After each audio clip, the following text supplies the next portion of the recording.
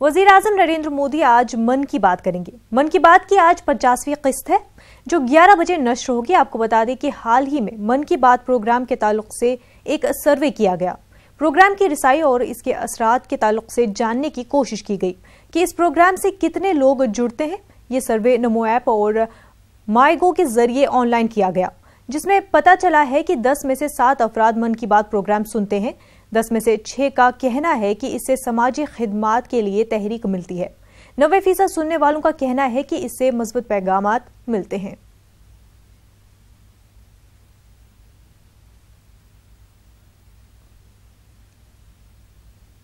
आज वजीर आजम नरेंद्र मोदी राजस्थान में मौजूद रहेंगे, जहां असेंबली इंतखाबात के लिए पीएम मोदी इंतखाबी तशहीर में हिस्सा लेंगे। वजीर आजम इसकी शुरुआत अलवर से करेंगे।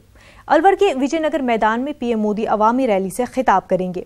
आपको बता दें कि अलवर में 11 असेंबली सीटें हैं।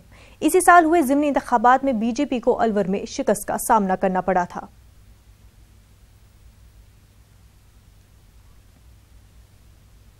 वजीर खारजा सुषमा स्वराज ने करतारपुर कॉरिडोर की संग बुनियाद तकरीब में शिरकत के लिए मदऊ किए जाने पर पाकिस्तान का शुक्रिया अदा किया। सुषमा स्वराज ने कहा कि हरसिमरत कौर और हरदीप सिंह पूरी हुकूमत हिंद की नुमाइंदगी करेंगे। सुषमा स्वराज इंतखाबी तशहीर और दीगर मसरूफियात की वजह से शिरकत से कासिर हैं। आपको बता दें कि पाकिस्तान के वजीर खारजा शाह महमूद ने सनीचर को कहा था कि पाकिस्तान की तरफ से मैं सुषमा स्वराज, कैप्टन अमरिंदर सिंह और नवजोत सिंह सिद्धू को मदऊ करता हूं।